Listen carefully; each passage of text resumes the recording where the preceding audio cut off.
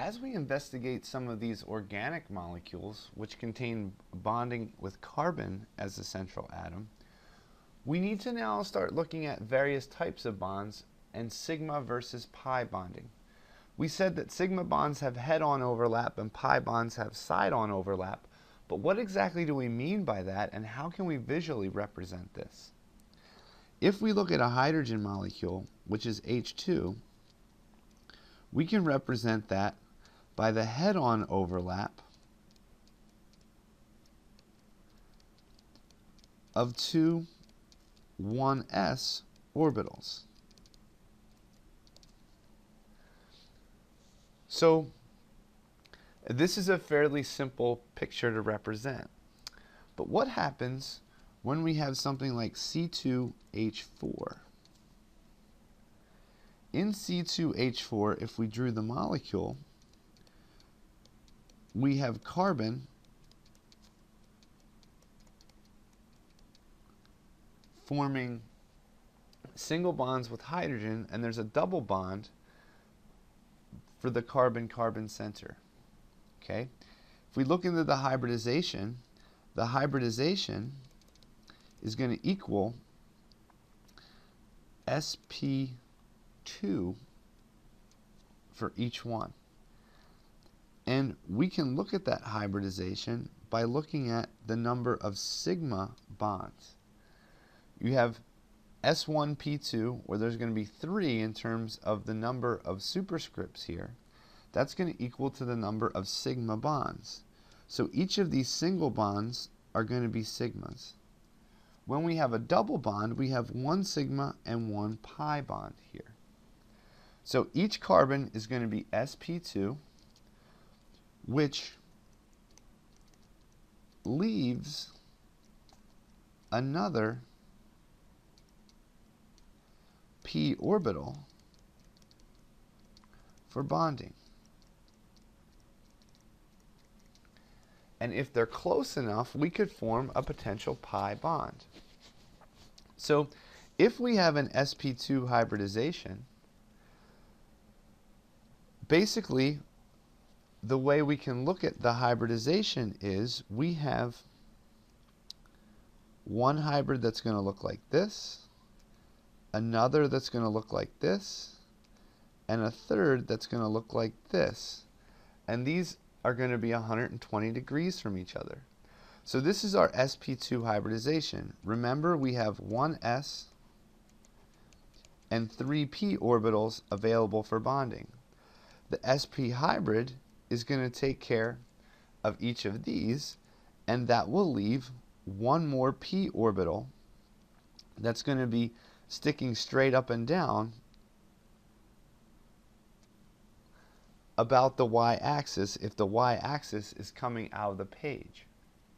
So basically the way we can look at this, if we look at this C2H4 molecule in the plane of the board, or in the plane of this page, we're going to have one lobe that looks like this,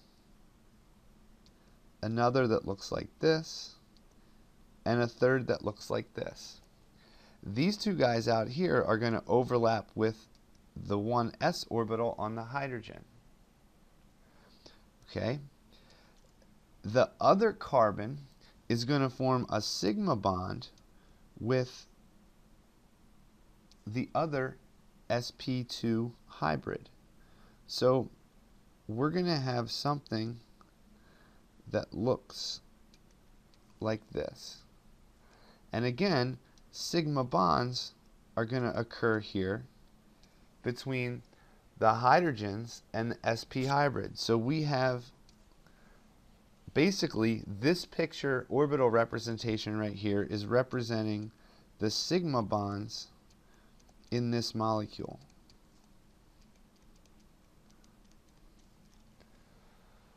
But another bond is formed, this pi bond, and basically in order to show the pi bond, we need to look at this molecule in 3 dimensions.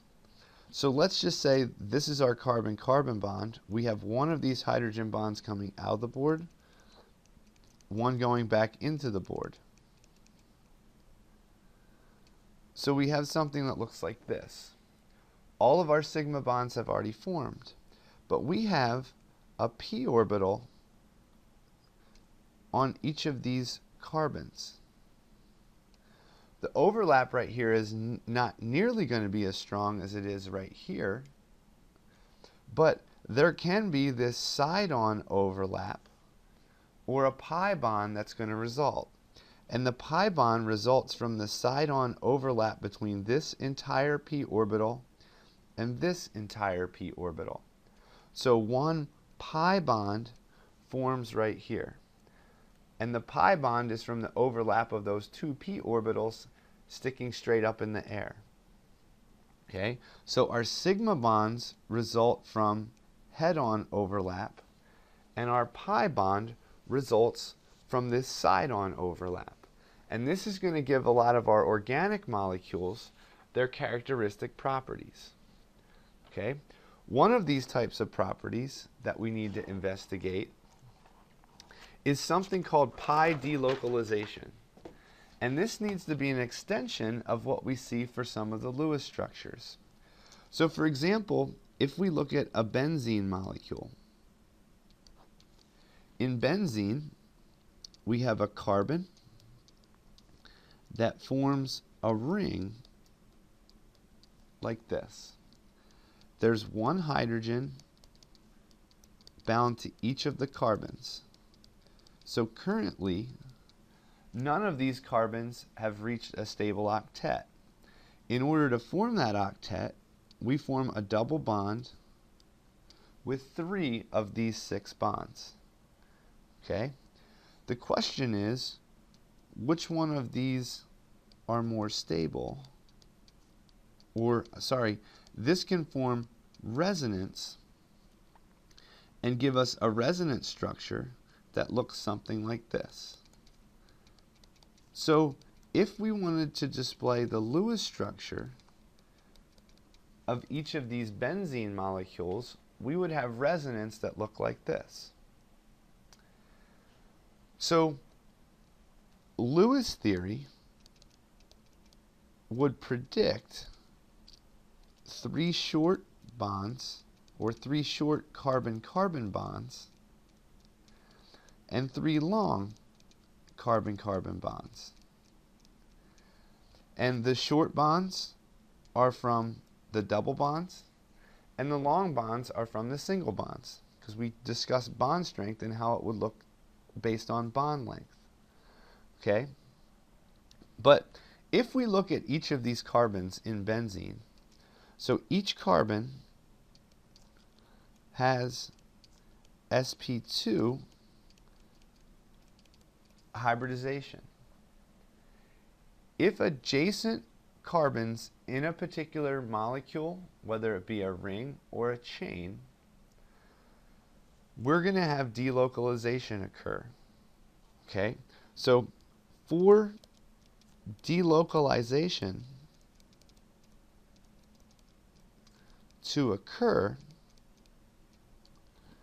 adjacent carbon atoms must have the same hybridization.